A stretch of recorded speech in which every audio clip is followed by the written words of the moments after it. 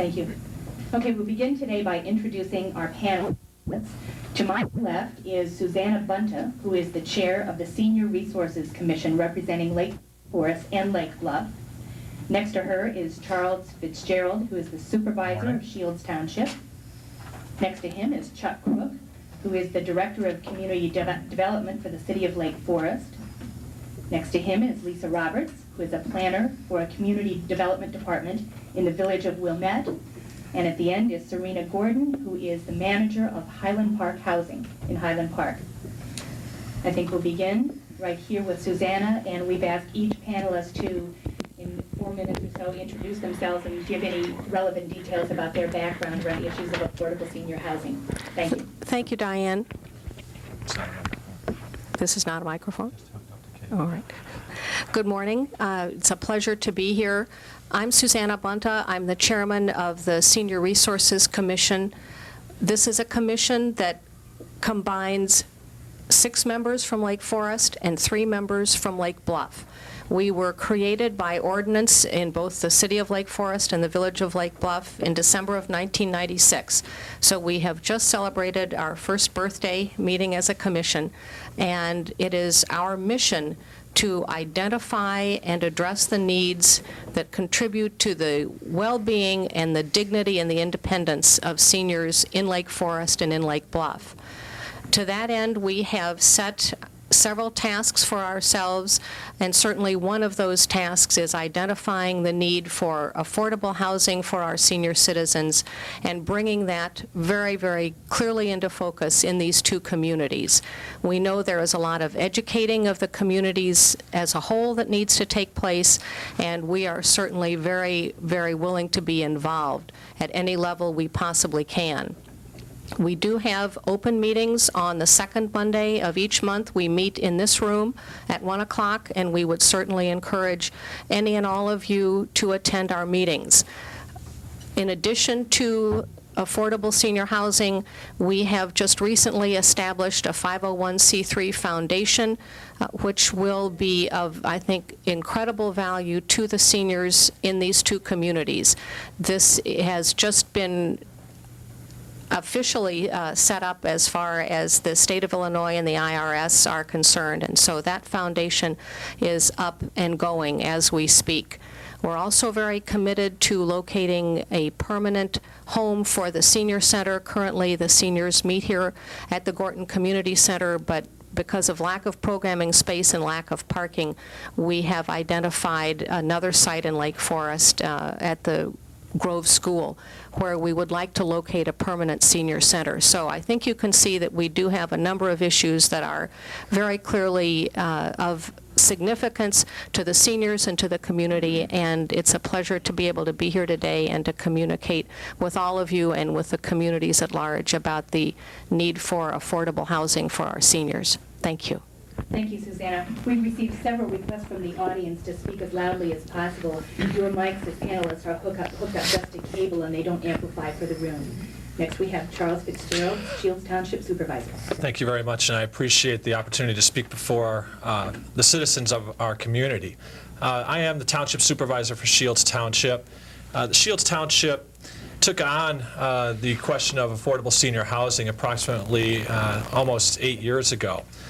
In the early 90s, we recognized that there was a need for affordable senior housing in our community and commissioned a study, market feasibility study, to address the issue, which was printed, and I have a copy here, and there are handouts in the back of the room out near the refreshments table that really outlined what we knew over 4 to 6 years ago. I would like to read a article that I wrote for the Lake Forest Journal. Some of you may have read it. It pretty much outlines what has been going on in our community for decades. So if you please bear with me, I'd like to read it verbatim. It says here, the city of Lake Forest, as most of us know, was incorporated in 1861 under a charter granted by the Illinois State Legislature. Lake Forest was founded by the members of the Presbyterian Church and their families who wanted to build a school of higher education. As a testament to their commitment, we now know that school as Lake Forest College. As part of the growth process, the Fitzgerald family, my ancestors, moved from Milwaukee down here in the 1870s. I'm fourth generation from this community. Our families, and many of them world-renowned, moved to Lake Forest and built this community to the highest standards imaginable. For decades and generations, these families were born and raised and are now buried in our cemeteries in Lake Forest and St. Mary's. They worked, toiled, sacrificed, and built this town and made it the showcase that it is. Until I moved away and lived in Washington, D.C. for 5 years and lived in the exact opposite environment, did I truly understand what a remarkable community we have here.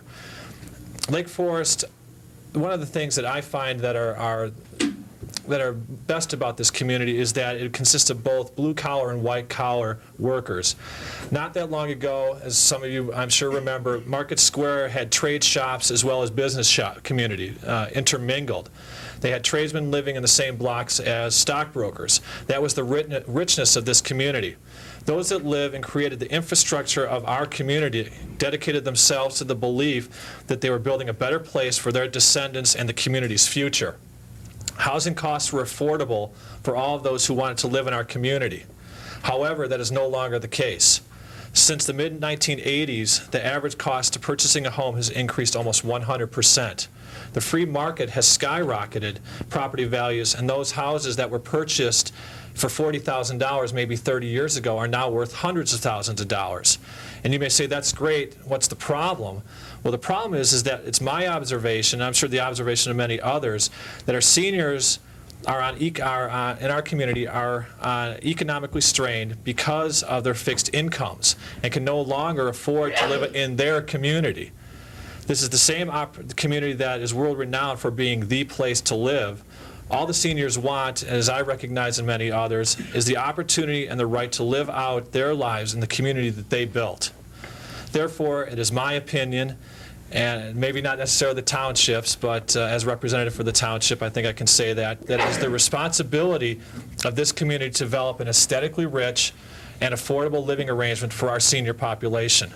Shields Township, as I mentioned earlier, addressed this issue in 1992 and took the lead in this community by contracting for an affordable senior housing market feasibility study.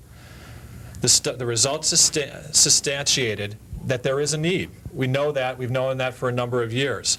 The township was actually ready to build a facility out in the Knollwood area, but unfortunately we could not get the county to rezone that property. So the project really died and is not going to be happening because now the property has residential homes on it. But the township still maintains that this endeavor must be supported. This is something that must be done in our community, and we look forward to working in any cooperative venture to see that the vision that we started with 6 to 8 years ago is sustained and comes to completion, and a building is built.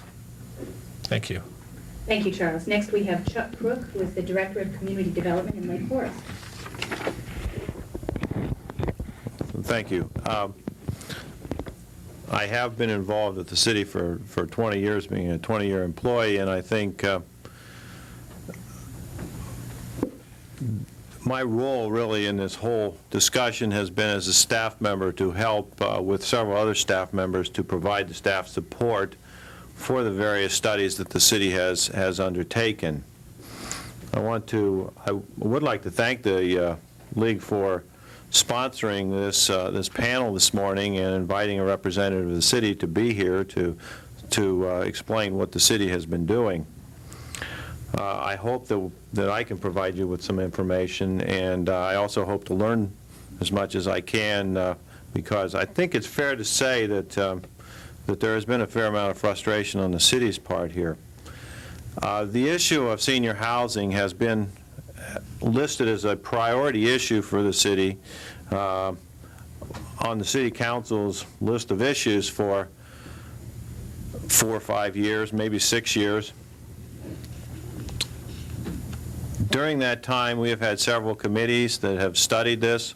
We have conducted our own studies. As Chuck was mentioning, they've got the township did a study, so there have been a number of studies. We've looked at numerous proposals. We've had a number of proposals that have come before the city Some have made a lot of sense and I thought had real chances of being implemented. Some really were sort of pie in the sky. We've considered them all seriously.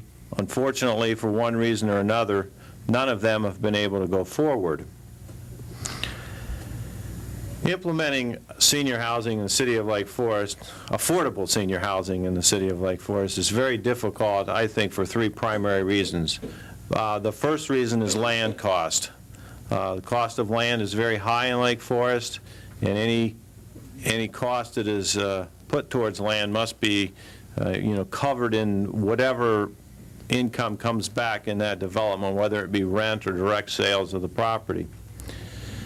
Secondly, there's very limited land available in Lake Forest. Lake Forest is quickly becoming a build-out community where there was limited land opportunities, and obviously the limited land opportunities goes back and plays into the first factor. It raises the value of the land that is left. And thirdly, we have very demanding building codes in the city. It's expensive to develop in the city. We pride ourselves in building high-quality buildings of all types, but quality does not come without a price. So it is expensive to see development go forward. So because of those three reasons, it's very difficult to figure out a way to see the development of affordable senior housing take place. The City Council has spent numerous hours studying this issue, debating this issue, talking about what they might do. I think there's a genuine desire from the vast majority of the people involved to see something happen. But as I stated, there's also a high frustration level in that we just haven't been able to find the right combination. The city has not given up on this issue. We are studying a number of proposals and different ideas right now. I would hope that maybe one of those would lead us in the direction of actually implementing something, but it's really too early to tell. I think it's fair to say that the city is open to any and all suggestions and ideas, and it's discussions like this, panels like this, where maybe we can find some ideas. So I would like to again thank the League for sponsoring this, having us as a city to be a part of it, and hope that I can contribute something here this morning. Thank you. Thank you, Chuck. Next, we have Lisa Roberts, the planner in the Community Development Department in Wilmette. First, I'd like to thank the League for inviting me today.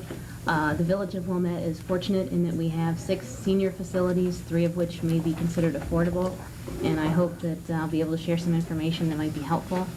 I work in the Community Development Department as a staff person to the Housing Commission. The Housing Commission takes a supervisory role in looking at housing issues in the village, not just senior, but all housing issues. But also as staff person, I work with the Village Green Atrium, which some of you may remember is the Curtis Curling Center that was converted about 15 years ago. I work with the residents there trying to buy and sell units and maintaining the waiting list to get new residents in there. Lisa, could you speak a little louder? You can try. As staff person to the Housing Commission, I also make referrals to the other buildings in our village as well as other opportunities outside of the village.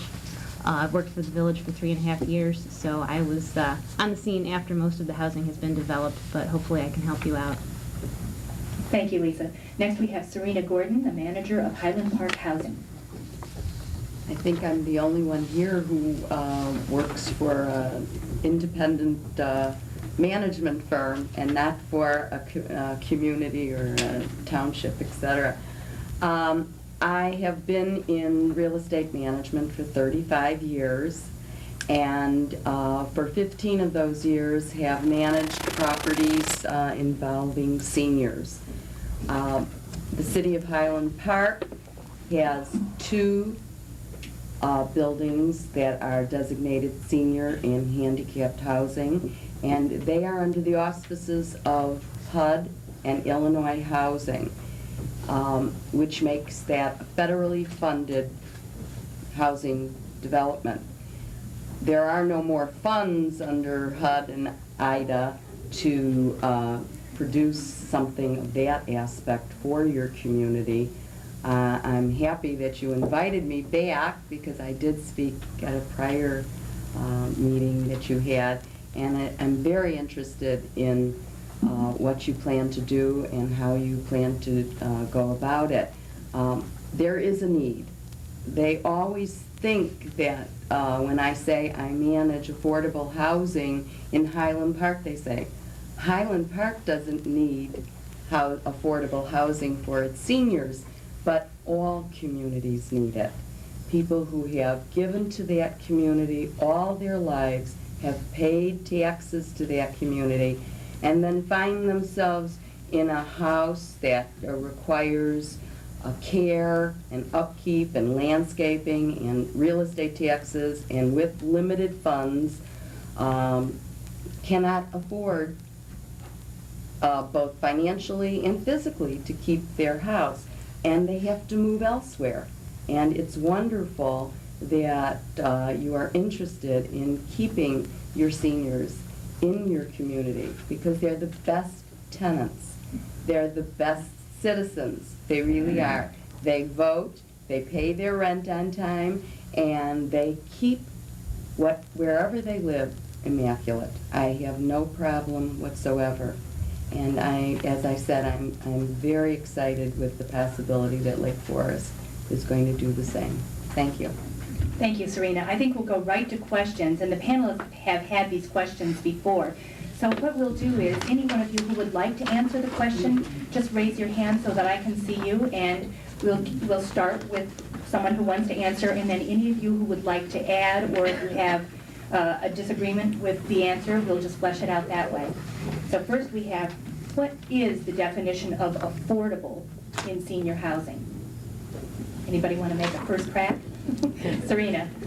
Okay, there is no definition from HUD, but IDA, which is Illinois Housing Development Authority, says that the best definition for affordable housing is to use the median income for the county, Lake County. Neither HUD or IDA has affordable housing standards, but just quickly, and I know this might shock you, but the requirements for low-income housing in Lake County at the present time, these are 1997 ratios, for one person, and this is income, this is not assets, and I think it's very important that you understand the difference. You can have $200,000 in the bank, and that might produce $10,000 or $12,000 in income. You might get from Social Security maybe $8,000. So if you take the $10,000 from your investments and the $8,000 or $9,000 or $10,000 you get from Social Security, that is what is considered your income. And at the present time, for one person, the very low income is $19,550. For a couple, their income has to be below $30,450 for affordable, to get into Section 8 housing. So that's just low income, it has nothing to do with senior. It has nothing to do with senior. Thank you. Would anyone like to add anything to that? In the township study, which was done by Turkla, Charles. Pettigrew, Allen, and Payne. Charles, could you Yes, speak ma'am. into the I'm sorry. microphone? Sorry. I forget. My voice is loud enough. I didn't think I'd need it. As I mentioned, in the study that was done by Turkla, Pettigrew, Allen, and Payne, Mr. Turkla, whom I think many of us know, was unfortunately he's deceased, a Lake Forest resident. The definition that they came up with as far as cost for a unit, and it's listed in the township senior feasibility study for senior housing, mentions that a $550 per month for a 600 square foot apartment is what they would determine as they did their study for the township as being defined as affordable for seniors. And Serena, you would agree with Yeah, that? I prior to managing Highland Park Housing, I managed Crestwood Place in Northbrook, and that was not federally funded. That was built by Northbrook with bonds that they sold. And they converted the old Crestwood School and then added on 2 wings to it. And when I managed that about 10 years ago when it opened, they designated, and it's approximately 600 square feet. The initial rent-up was at about $450. It is now about $550, $575. And that is well below market, because that type of unit in Northbrook would rent for close to $700. So you see, HUD puts a market rate on our apartments in Highland Park, and they're going to blow your mind, but, and I know some of you did visit our property, those apartments rent for $969. That is what is considered market rent with the amenities we provide and the services we provide. So you can see that market rent and what would be affordable there is a variance. And the closer you can get to providing this type of housing at a below market rent, subsidized by the community or the developers, is beneficial. Thank you. Let me ask a second question. I think it's related, and we might be answering that as well. Which seniors are eligible or should be eligible for affordable senior housing in terms of age, economics, marital status, and so forth? Is there anything else anyone wants to add? I think we're kind of covering that. Lisa? I would just like to explain that the Village of Wilmette has used the definition of housing for the elderly to apply to people who are 62 years or older. We recently had a little wrinkle with this that I would point out and maybe forewarn people going down the same road. In 1990, we did a major rewrite of our zoning ordinance with the definition, as I mentioned. In 1991, federal requirements dictated that we add persons with disabilities to our definition of 62 and older. This came up just a couple months ago with the Village Green Atrium. Their condominium declaration describes permitted residents as those who are defined as eligible for housing for the elderly in the zoning ordinance as amended from time to time. We discovered when we received 2 inquiries from people who were under 62 that those people with disabilities would be eligible as residents in the atrium. The residents were understandably concerned that a 29-year-old individual would be living with them. The village was in a position where we could not amend our ordinance to remove persons with disabilities as eligible occupants. So the atrium had to go back and change their declaration to reference the zoning ordinance as it was when the declaration was passed in 1982. The 2 folks that were interested in moving into the atrium fortunately found alternative housing, but it was a bit of a disappointment to them. Thank you. Anyone else? HUD requirements are that you be 62 years of age or older or have a handicap, disability. There was a major, after the Vietnam War, they did provide a change to those rules and allowed many handicapped nationwide into the and disabled people into senior housing. And then they discovered that this caused a major problem throughout the nation and reverted back to the fact that you be 62 years of age or older with a ratio percentage of how many people you can allow in that are disabled and underage.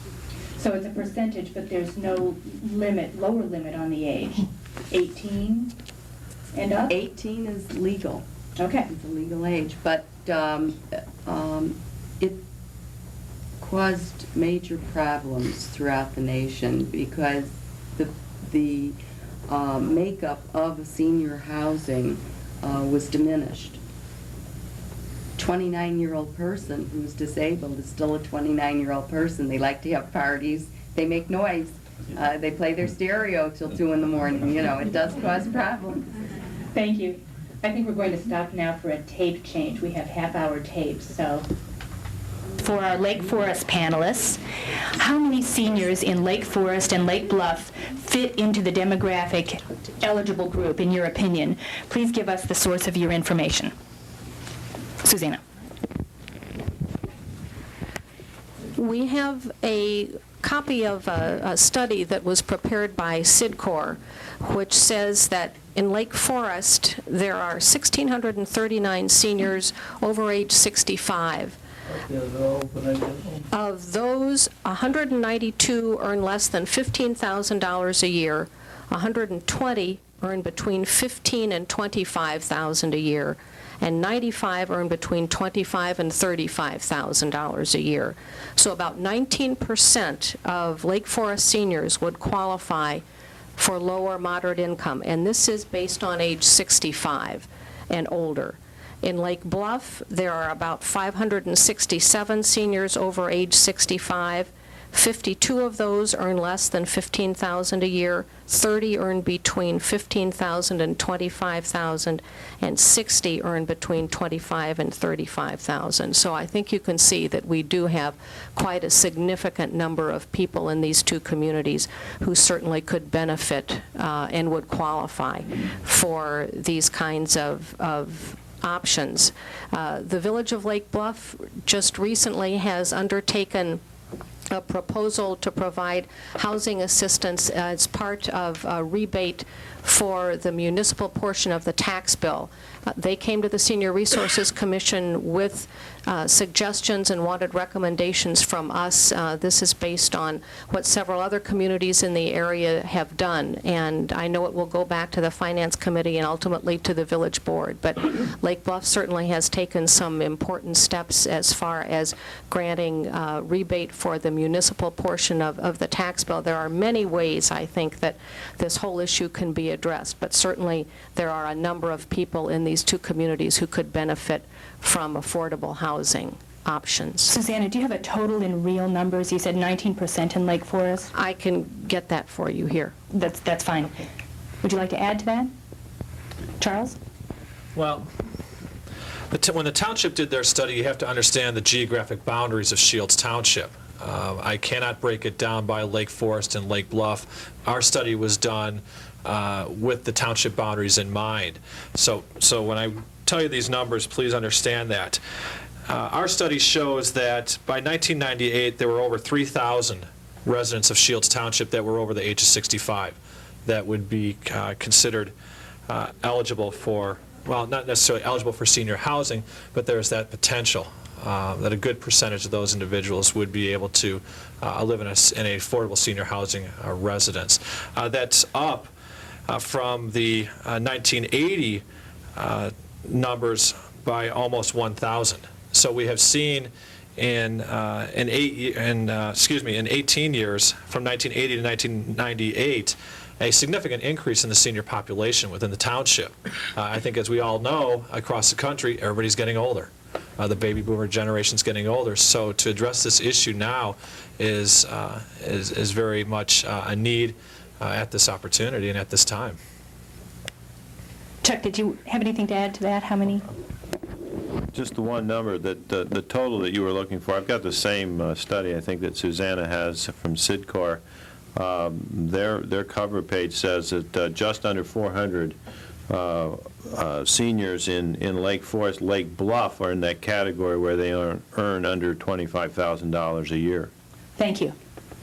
Okay, the next question, how many housing units in each of your communities currently fit the criteria for affordable senior housing?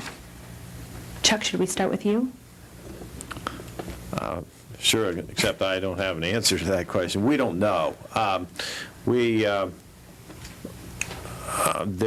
think one of the misconceptions about Lake Forest is that Lake Forest is a community with nothing but big and expensive houses, and historically we've had a substantial supply of smaller, affordable units. However, over the last few years we've been losing a lot of those The smaller houses are being purchased and converted, added on to, and turned into much larger houses, also no longer very affordable.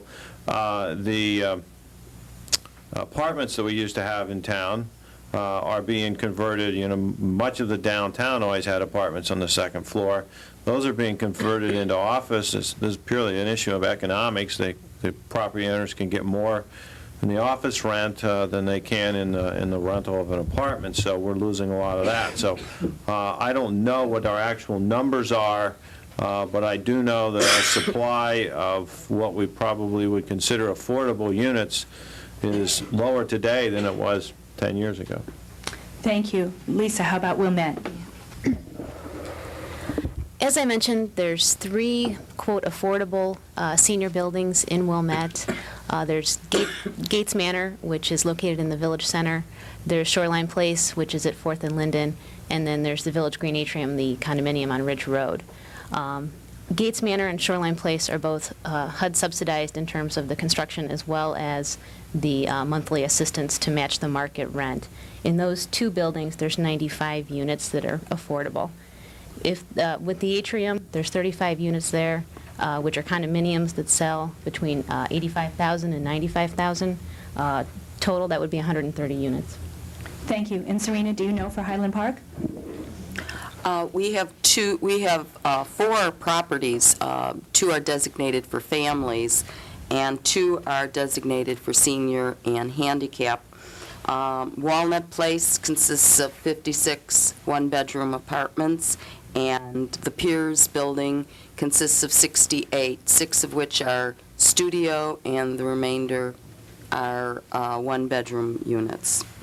And you pay under Section 8 rulings, you pay 30% of your adjusted gross income for those units.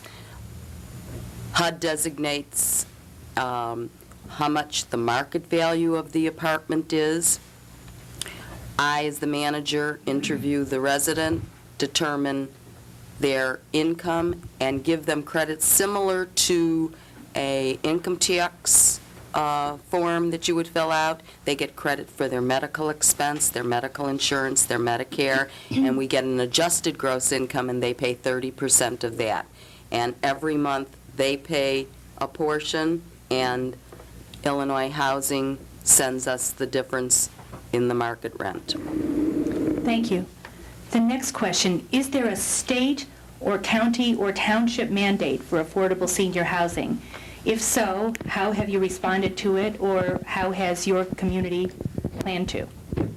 Has it planned to? As far as townships go, in 1992, the state of Illinois enacted legislation which enables townships to issue revenue or alternative revenue bonds to cover the costs of construction, specifically for market rate independent living for senior apartments. This is what was the catalyst for Shields Township to take on this project. Because of that legislation, that gave us the opportunity to delve into this program, develop the market feasibility study. We were one of only, and one other township in the state of Illinois, that as soon as this legislation became law, we took it on right away. So as far as township goes, there is a mandate for townships to get involved, and that's why we did. Thank you. Anyone else? I don't believe there's any mandate for city. I think the city council has been looking at this more as an obligation of the city than a mandate. Thank you. Okay, the next question. In your opinion, this is for the Lake Forest, Lake Bluff people, in your opinion, is there a need for affordable senior housing in Lake Forest and Lake Bluff? If so, why do you think it hasn't gone forward, and what are the biggest obstacles? And I think some of you have addressed a little bit of this, but if you'd like to add to your comments. Susanna. There certainly is a significant need in these two communities and into this Lake Forest area as a whole, there was a Tracy Cross study that was done just about a year ago, which said that the Lake Forest market area could absorb 334 market rate units and 173 affordable units annually for the next 5 years. In addition to that, the Shields Township study that Chuck has talked about had recommended a 100 to 125 unit independent living senior building be completed, and that study was completed in 1994. So certainly there is a significant need. This is need in black on white. Just in talking to people and hearing what seniors have to say, there are so many who have had to face difficult decisions, as we said before, leaving the community where they have spent all their lives, where they have supported the schools, they have supported so many of what those of us who are relative newcomers might take for granted. And yet they find that because there are so many fewer apartments these days, they have to consider moving somewhere else. Anything to add, Charles? Stole my thunder. Oh, sorry.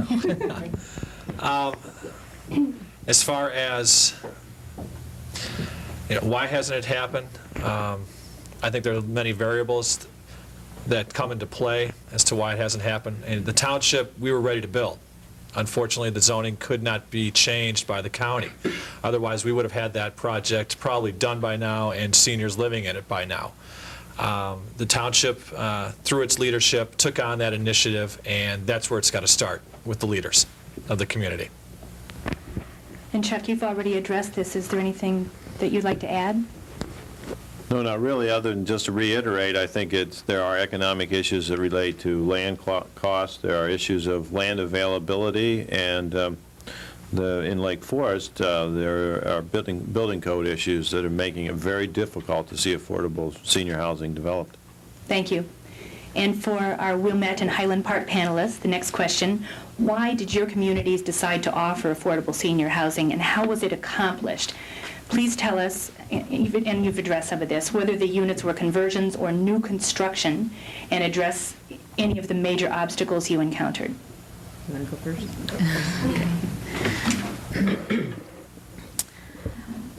Gosh, where to start is a good question. Let's see. I'll start with the Village Green Atrium. That was the Curtis Curling Center, and that property was actually owned by the village. The village sent out some bids and secured Epstein as the developer. So basically, they went in and built within the shell of the building a two-story, one-bedroom and two-bedroom condominium units. There wasn't a whole lot, to my knowledge, a whole lot of opposition to that project.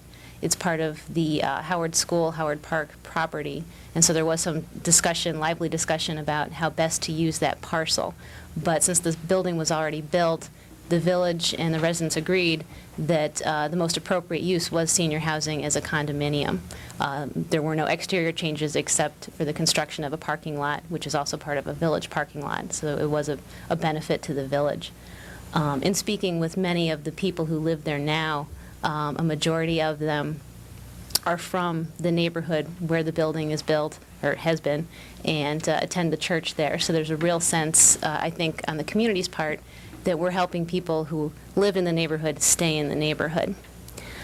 Gates Manor, as I mentioned before, is in the village center. That was, the property was owned by the church to the north of it. There was a two-story home that was being used by the church for community outreach purposes.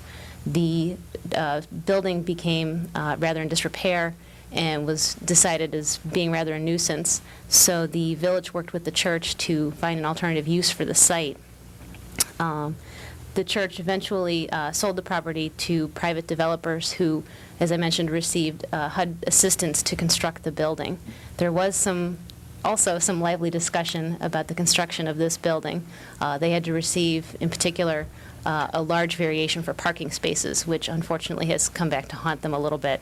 But the site was deemed appropriate because it is in an R2 district, which is for townhomes. They were getting a little bit higher density than what was permitted. Excuse me. But again, it was deemed appropriate to have higher density housing for seniors in the village. Up until a short time ago, we had a grocery store that served them. The train service and the bus service came right past the building, so it's very helpful for seniors to be in that location. Lastly, Shoreline Place, again, as I mentioned, at the CTA station at 4th and Linden. That property was bought by the village in the early 70s. It was from the CTA, I should say.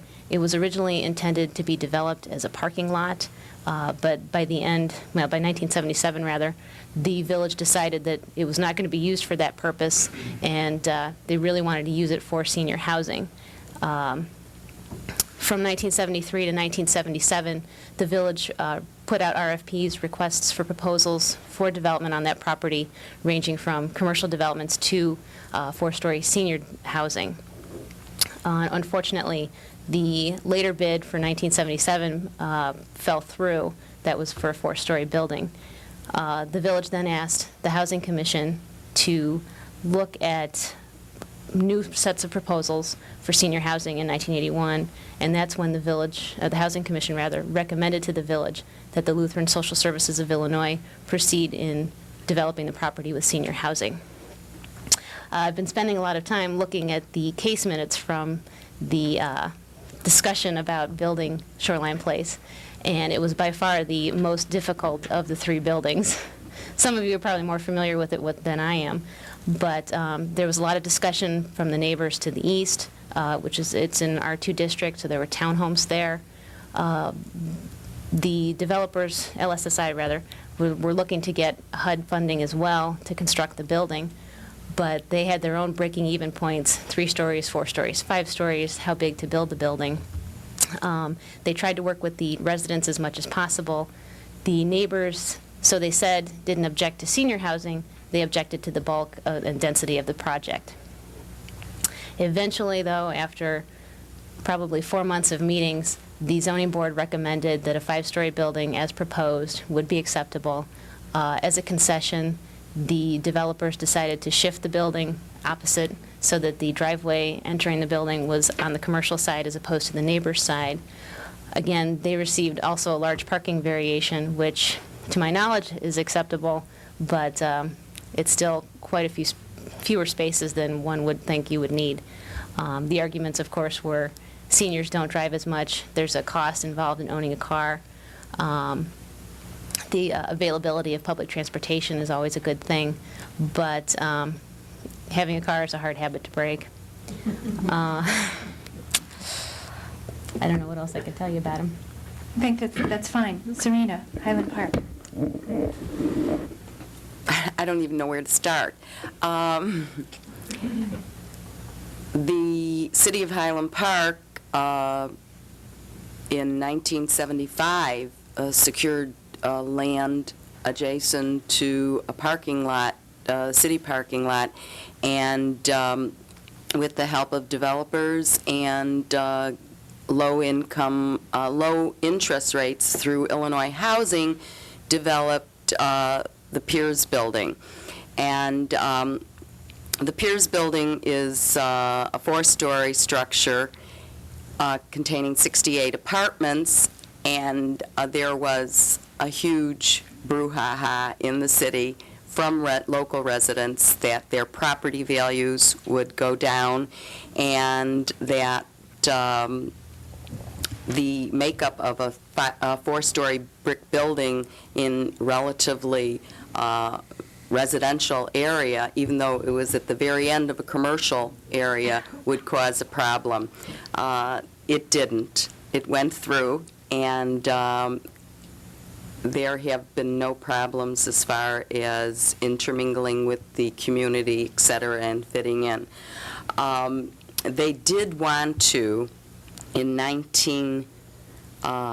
believe 1992 or 3, want to add on to the Piers Building and change it to a more, add units to an intermediate care type facility where you would live in the Piers Building, and as you aged in place and you needed more care, you would go into this wing of the building. And unfortunately, so many people in the community, in the business community along Central Avenue, because Piers is on Central, felt that if they took some of the parking from the public parking area there, that it would cause economic problems for the city, and it didn't go through.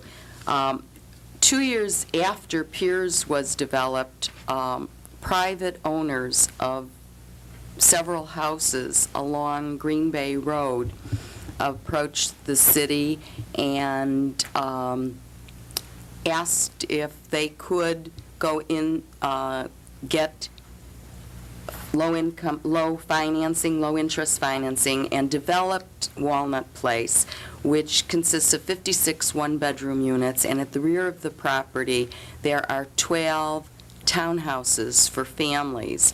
And once again, the community put up some resistance to this, and because it is federally funded, there are a lot of rules and regulations that the community has to adhere to in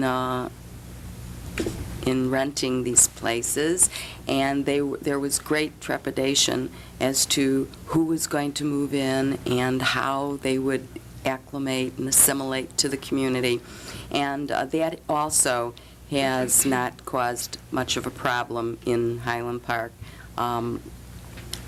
The City of Highland Park hired a private management firm, Metroplex, which is experienced in the management of senior housing throughout the state of Illinois, Iowa, Michigan, Minnesota.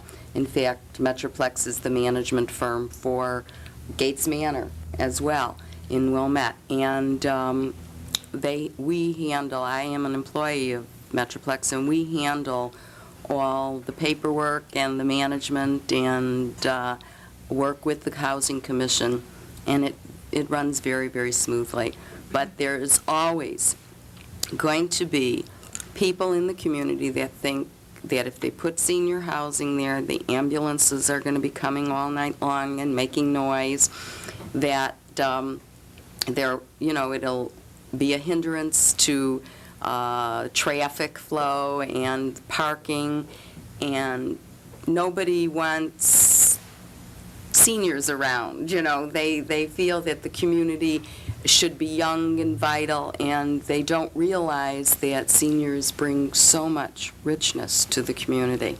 So Highland Park has really done a great job. They have a senior connector, which is free to all the residents, and it goes on an hourly turn through the city. It goes to Piers, the senior center, the hospital, the medical office building, Jewel, Sunset, all over, and that also assists the residents. And so getting rid of the car wasn't so bad. But the unfortunate thing is that as people age in place and move on and get older and possibly go into a nursing home or pass away, younger seniors are coming in, and we do have a problem. We don't have adequate parking now at those buildings. There's a waiting list. Thank you. I think the next question is also for Lisa and Serena. Can you talk a little bit about subsidies to individual tenants and pull that together, if there are any, in either of your communities, or whether the tenants pay the full price? Well, I previously explained that there is an established market rent. And let's take an example. An established market rent of $700.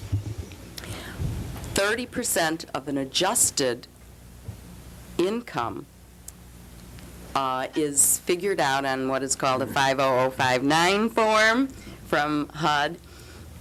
And what it is I interview the person, I verify in writing their Social Security income, their asset income, then I take all their verifiable medical expenses and I come down to an adjusted income. Say their adjusted income puts them at a rate of 30%, and it's determined that their rent should be $100 a month. So they pay $100 a month, and the difference between $100 and $700 is paid to us in what is called a housing assistance payment from HUD, and that's the HAP, and they send the management firm or the owners the $600. And that's how it's 30% of your adjusted gross income. Thank you. Lisa? The two buildings that I mentioned that were subsidized by HUD, Shoreline Place and Gates Manor, function in the same way as the buildings Serena mentioned. There's a market rate. The residents pay 30% of their adjusted income, and then HUD makes up the difference with a subsidy. The Village Green Atrium, on the other hand, is rather unique. As part of the condo declarations, the village is required to be the purchasing entity when someone sells their unit at the atrium. The village will buy back the unit at a price that's below market value set by a formula. The choices of the buyback rate are either 4% per year from the time the person bought it to the time they notify me, or the change in CPI for the Chicago Area Housing Index, again, from the time they bought it to the time they notify me, whichever is less. The other variable then would be market value, which we've determined to be around $116,000 as opposed to $85 to $95, which is what we're selling the units for. My job is to make the determination on the cost and offer that amount to the people who are selling the unit. The way we've arranged it is that we buy the unit for 10% down, then when we sell the unit, we get 100%, reimburse ourselves for the 10% we paid out, and then pay the seller to us the 90%. It's a little tricky, but it seems to work. People have been getting a return on their investment pretty well. I should mention that the Village of Wilmette also has a housing assistance program, which functions as a cash subsidy for rent, mortgage, or property tax payments. The only reason I mention that, though, is that the people who live at Shoreline Place, Gates Manor, and the Village Green Atrium are exempt because they are already receiving a subsidy of one sort or another. Thank you. Okay, Lisa, did you have something to add? No. Okay. I'm getting older, so I forgot exactly. I did want to state that what Lisa has in Wilmette, Highland Park is looking into very strongly. The Park District owned property just west of the post office, and the Housing Commission purchased 3 houses next to this property, and now they are in the process, the City of Highland Park is in the process of procuring 3 more houses, and they're looking into doing something similar to the atrium, because where affordable housing has limits in Highland Park, there are people that fall through the crack, and that's seniors who come between, have higher income than what are our guidelines right now, and yet they can't maintain their homes, etc. So we're looking very vehemently into going into something where a private developer will come in, possibly Highland Park, and the Housing Commission will give them the land, and they in turn will give several units of the below rate condominium type operation with a buyback thing, and I'm very interested in that, because the other question was with Crestwood in Northbrook. They didn't want to go the route of HUD. They were really afraid of all the strings attached to a HUD or an IDA property, and so they floated bonds. They used a school that they owned. It was their school, and they floated bonds. But all of these properties still follow very closely some of the regulations of and guidelines of HUD, which is 62 years of age or older, and income levels on their waiting list. So I later will answer any questions that you might have on the different ways they do get to build these places. Thank you. We're getting lots of questions from the audience now. The first is, have there been any studies indicating that because we don't have senior housing in Lake Forest and Lake Bluff right now, affordable senior housing, that seniors have moved from this community? Anybody want to take that?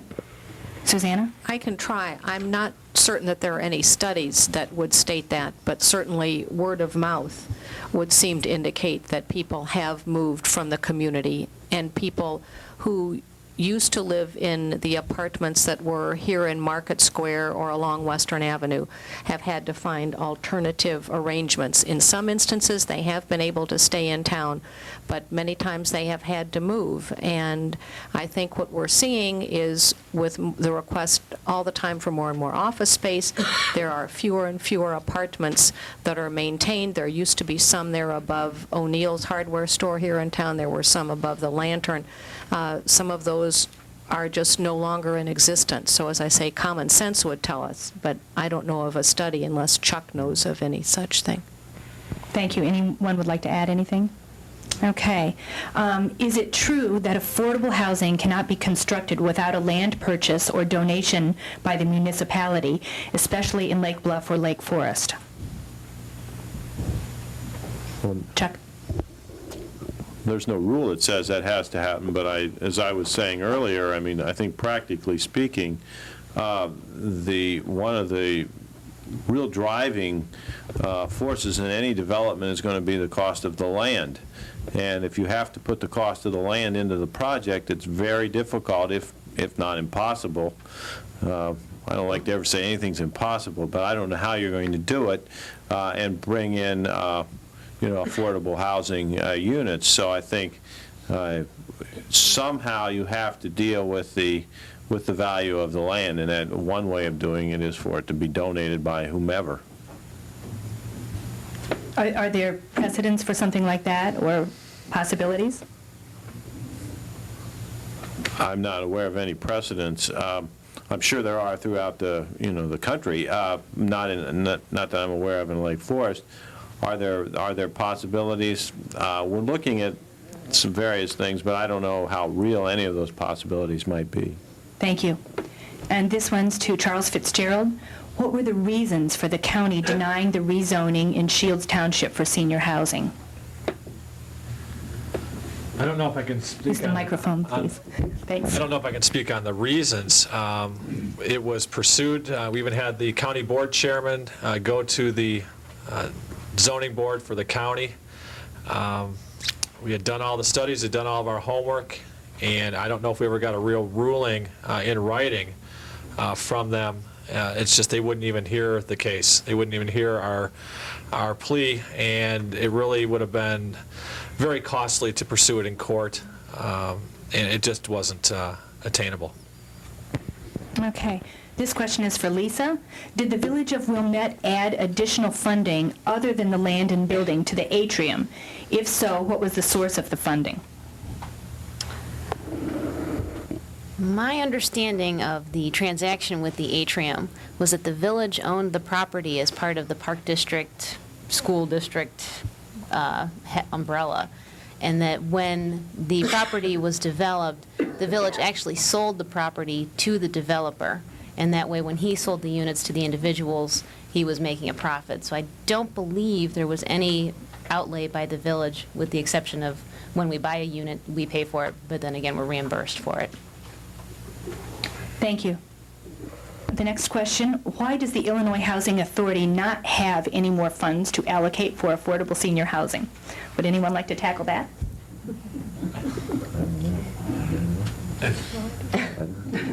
It just hasn't been put in the budget, I would assume. There's limited funding, and a lot of it is going downstate. But it's not funding as much as it is financing. they don't give you the money. They give you low-interest loans. That's what Illinois Housing does. But there's no HUD money. You know, there's just no HUD money available now. But there are ways of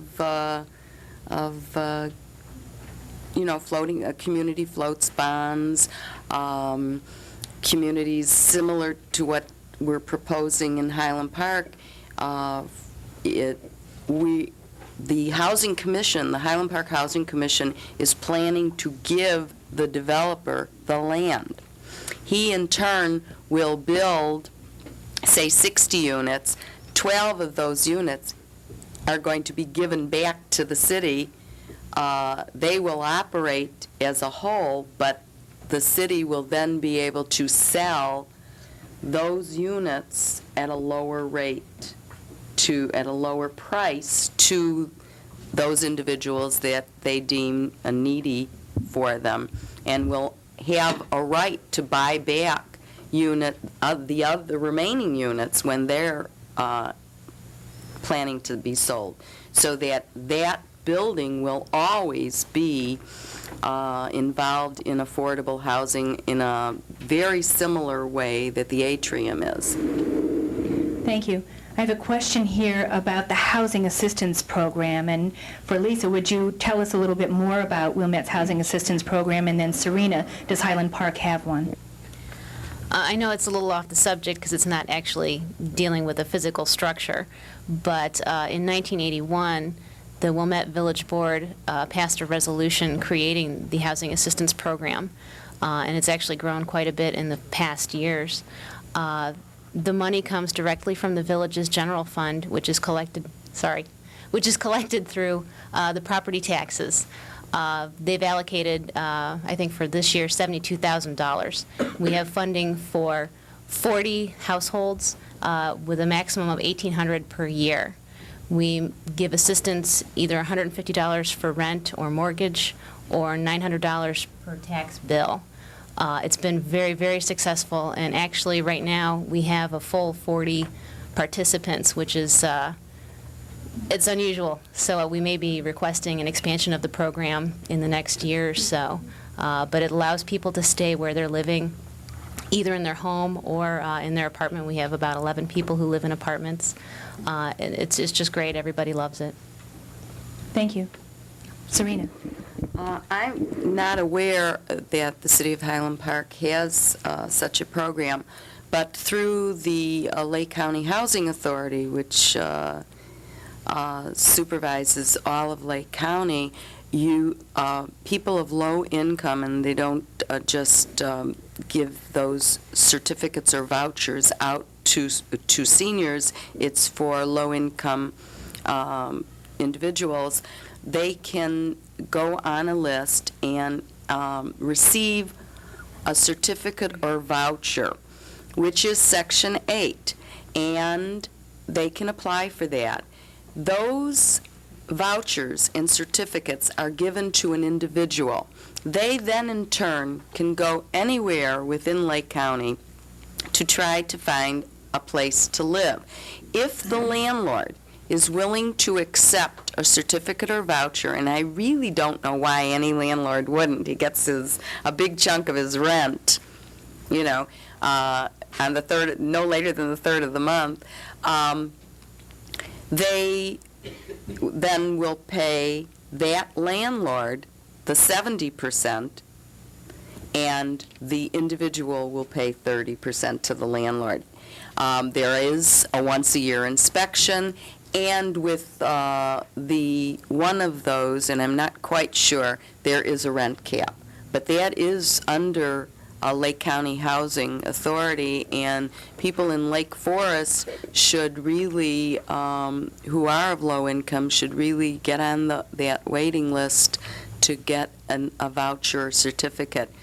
They can remain where they are, in fact, in some cases, if the landlord is willing to accept those. Would any of the other panelists like to say anything about housing assistance programs and possible viability? Okay. Next question. This one's about property values. There is a concern that affordable senior housing can decrease property values. How would you respond to this from your perspectives? Any takers? Susanna. I will be happy to start. I remember when I spoke to Serena Gordon back last summer, she was telling me about an area in Highland Park near Walnut Place where there are condominiums being built in the $400,000 range. So that would seem to indicate that Highland Park certainly has not had any problem as far as lowering in property values. And I have a study here from an appraisal journal from January of 1996, and a number of communities, Lake Zurich, Zion, Gurney, and Streamwood were surveyed, and it was found that there was no evidence that property values went down. There was no evidence that there had been a dampening effect on any kind of new development in the immediate area. And I know when Lake Forest Place was undertaken here, a study was done which seemed to indicate that there would not be any adverse effect on property values of people there on Gage Lane or anywhere in the area. You hear this so often that there is going to be such a problem because property values will go down.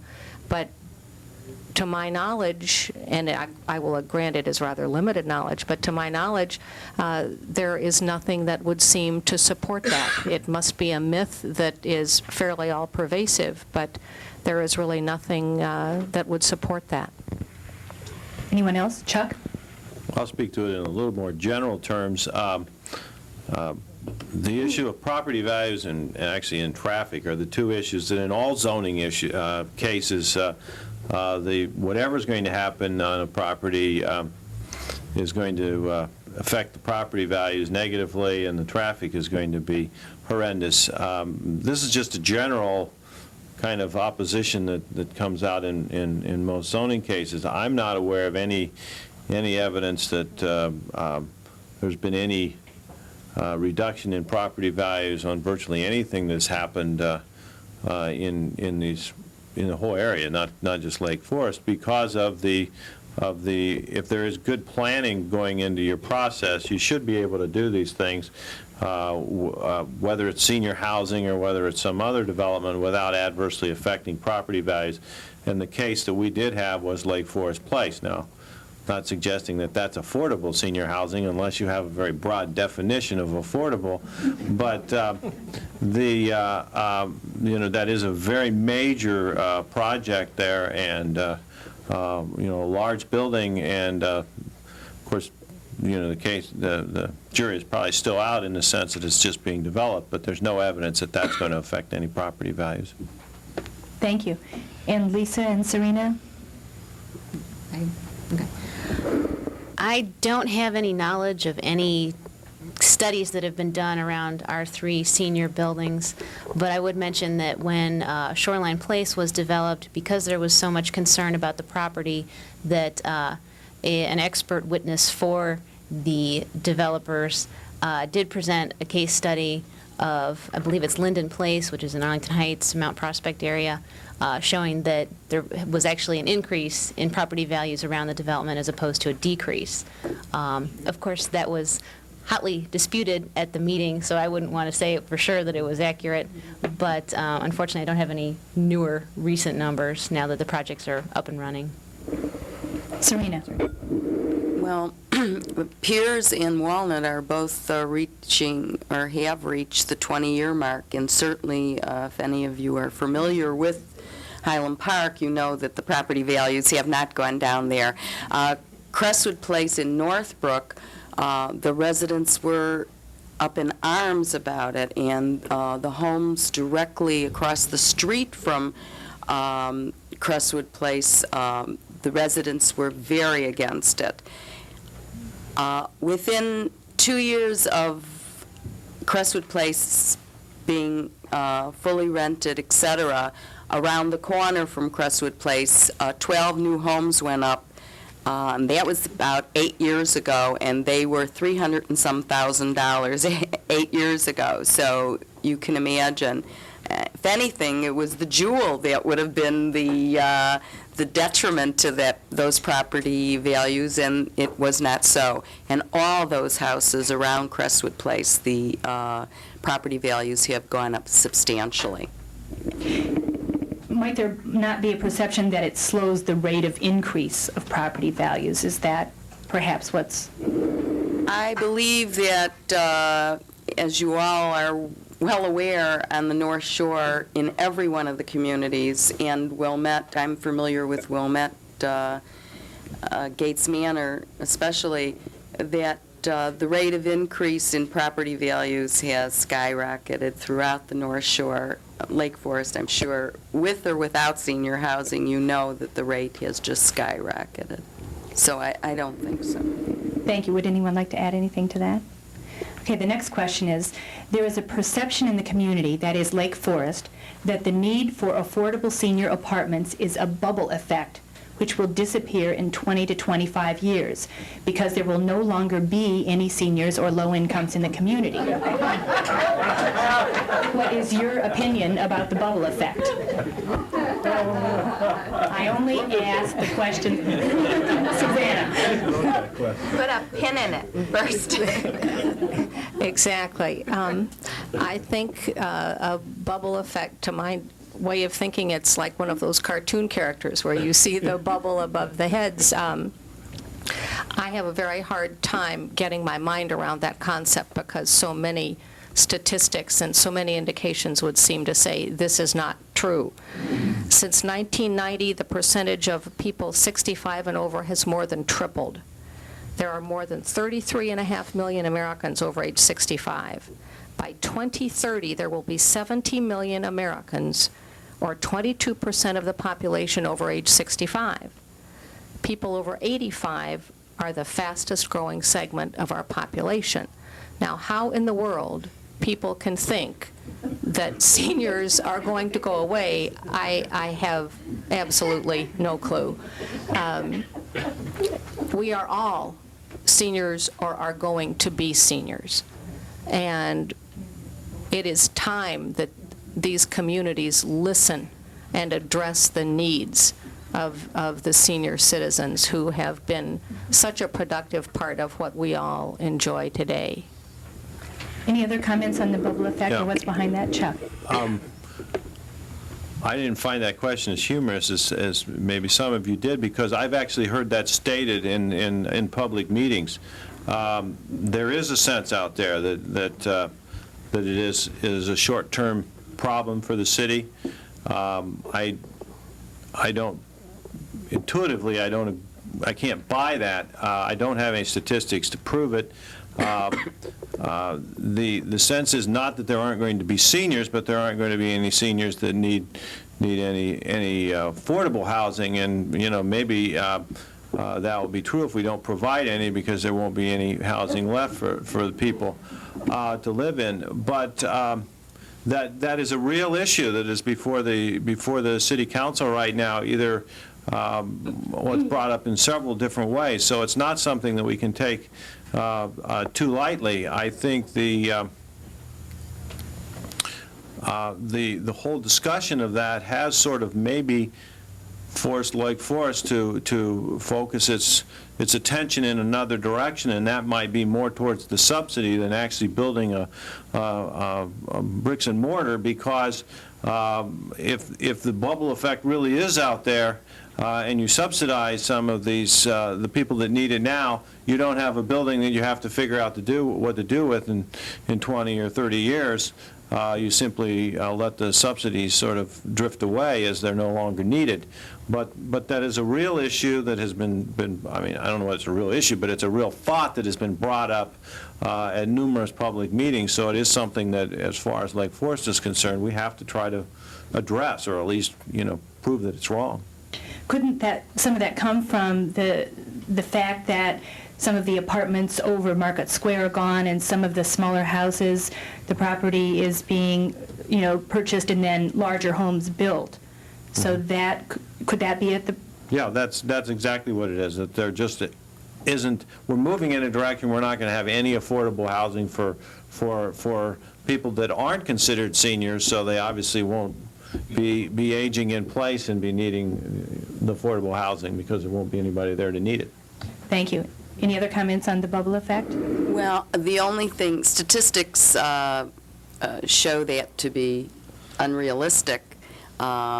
Statistics have shown that there is an aging factor, and people are living longer, and Social Security wasn't the total answer to everybody's hopes and dreams, and many people didn't prepare for later on, and they need affordable housing. And as soon as Highland Park built one building, they needed another building, and now they need more.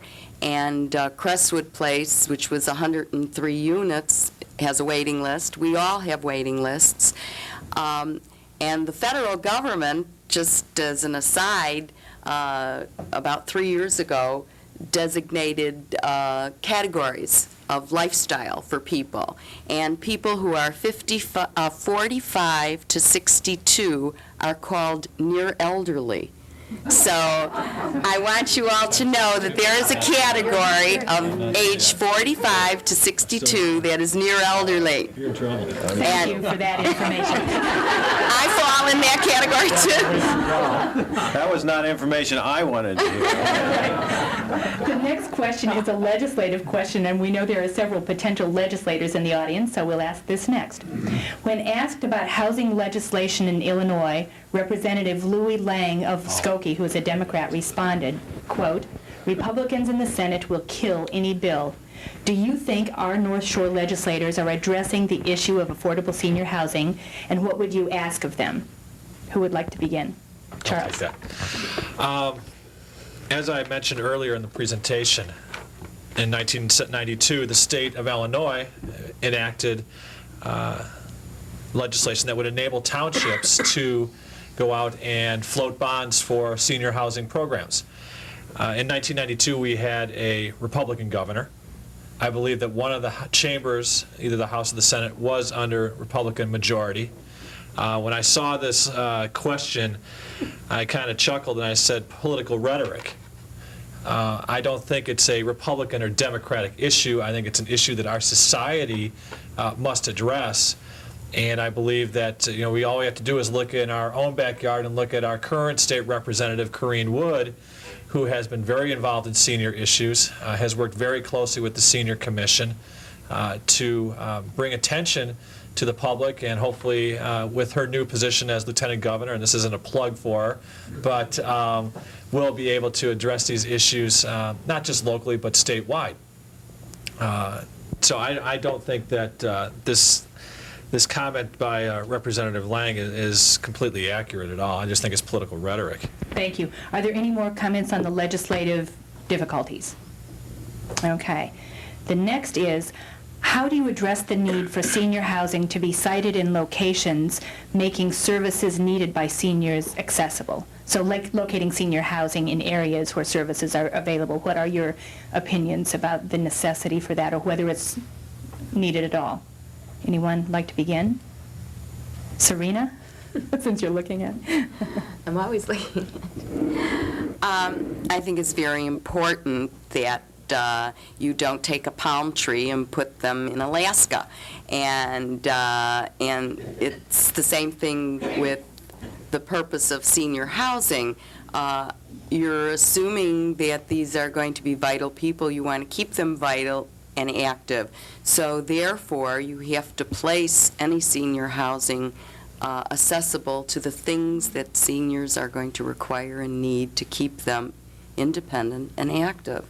And to put them in a remote corner of your city isn't going to do service to your city or to the individual that wants to move there. And Lisa and Chuck, from a planning perspective, do you have any comments on that? I can comment on it just from a Lake Forest perspective. That clearly was the beginning thrust that when we started looking at the possibility of providing senior housing, affordable senior housing, that we felt that it had to be near the core of the city, and we literally looked at every piece of property that is in the core. I'll tell you, as the person that did the looking, I didn't find anything. I think it's very difficult to think that there's going to be any real development in the city of Lake Forest of affordable senior housing if it has to be in the core area, because there just isn't any land. That's why the city is in the process right now of closing on the Grove School property, which is a large piece of property remotely located, but has opportunities for housing there. There are a lot of obstacles for housing there as well, let me point out. But, we started looking at that, and the number one problem we've recognized with this property is its location. But it is an opportunity, so we've continued to look at it as an opportunity, recognizing that we have a very poor location, but also recognizing that we don't have any good locations in the core area. Thank you. We need to pause for a tape change. Susanna, do you have anything to add? Based on what Chuck was saying about the Grove School site, certainly transportation is a problem, and I know Serena mentioned earlier about the senior connector in Highland Park, and certainly there is another need that Lake Forest has, which is for some type of transportation. We do have a senior car, we do have volunteer drivers, and if there were able to be affordable housing at the Grove School, I'm sure that there would be a way of seeing to it that people could be taken where they needed to go. But certainly something like the senior connector would be a wonderful idea for Lake Forest, because we have no public transportation. Is subsidized. The senior connector is through PACE. You have to apply. PACE provides the salaries for the drivers, et cetera. That's not all entirely, what? It's tax money, our money. Yes, but it isn't directly from subsidized by the city of Highland Park. It's partial. It's a partnership with PACE, and certainly that is something. If you were to use a locale like the Grove School, you would absolutely need some sort of little tram or a little bus to get those people around, because not everybody's going to move to a locale with a car. Anyone to add anything?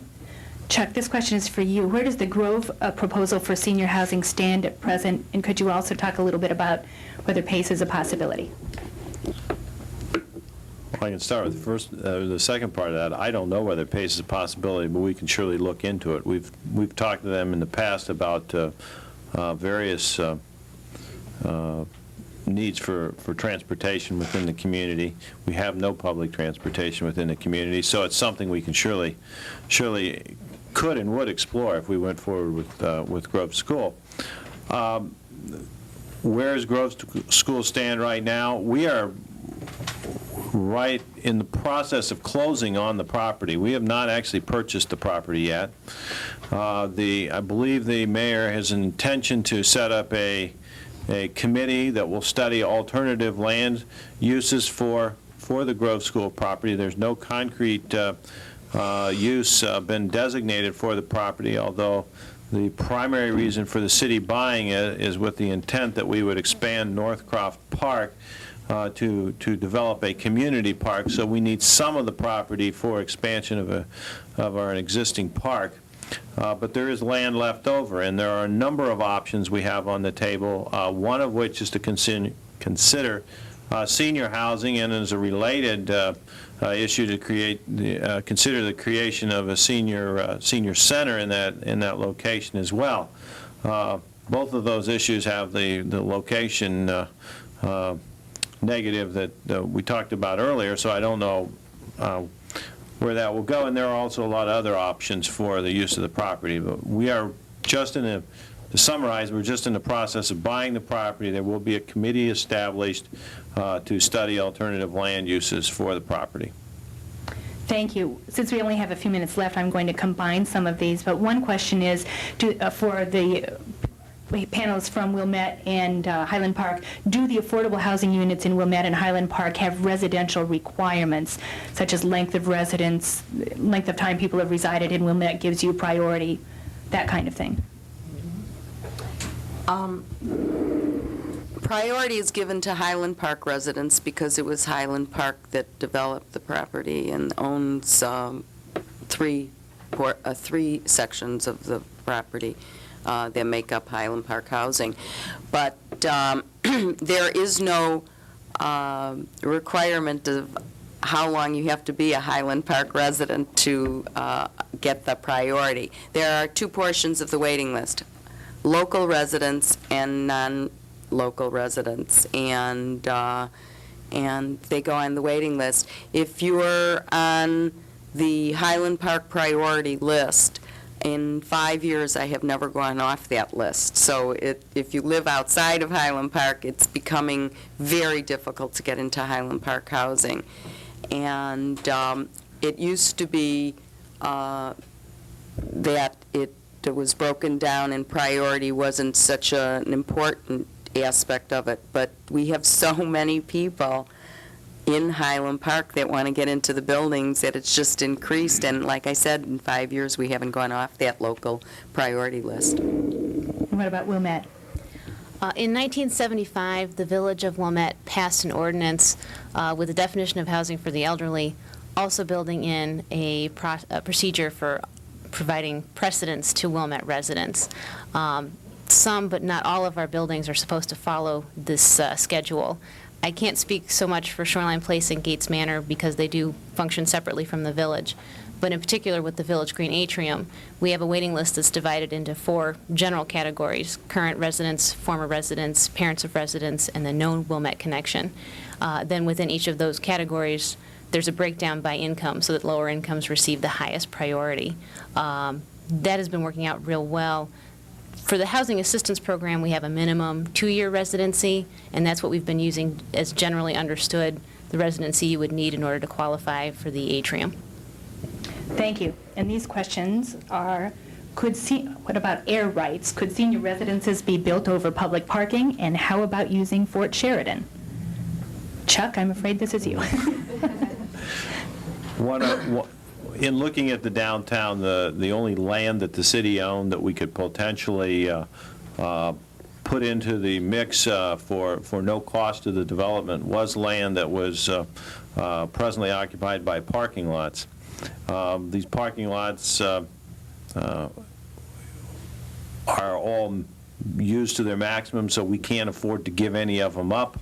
So then the idea was considered of building a building over a parking lot. Is that possible? Absolutely, it's possible, but it doesn't come without a cost because you have to build. You not only have to maintain the parking you have there, but you have to build parking back for the use of the building. So you basically would have to build a parking deck, and then on top of that build a building. We actually have one of those that we're sort of considering right now for the property at Bank Lane in Wisconsin, where we have a parking lot there. It's possible, but it comes with a very large price tag. Okay, and I think this will probably be our last question that we have time for in the program. If land cost is a major barrier to development of affordable senior housing, then why doesn't the city allow substantially higher density on some of the few remaining parcels of land to meet this need while there is still an opportunity? I guess I get this one too. That's an option, and really one that was sort of considered. We had one proposal for a development up on Laurel Avenue, and we ran into the opposition from the neighborhood and immediate neighbors, and the city backed away from that.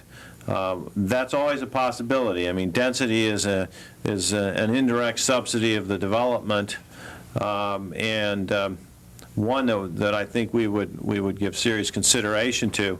I might mention one other option that is, I think, maybe the most real option we have out there, and that is if the city does relocate our Municipal Services Center down to Fort Sheridan, we then have the property where our Municipal Service Center is now located, and we could control what development goes on there and at least have an element of affordable housing in that development. That's about the only piece that I see coming forward, to have that option. But that also not only involve putting the land in at a less than market value, but it might also involve some density increases just to make the thing work. Thank you very much. Do any of the panelists have anything that they haven't been able to say that they'd like to say in 30 seconds or so before we leave? No, then the League would like to thank you all. The questions were excellent from the audience. We thank you all for coming. We'd like to thank Elaine Slayton and Carol Gilbert, who are our program chairs, for putting this together, and TCI Cable. And most of all, we'd like to thank all of you for the time you took today and the preparing and all of your efforts in this area. Thanks so much for coming. Thank you.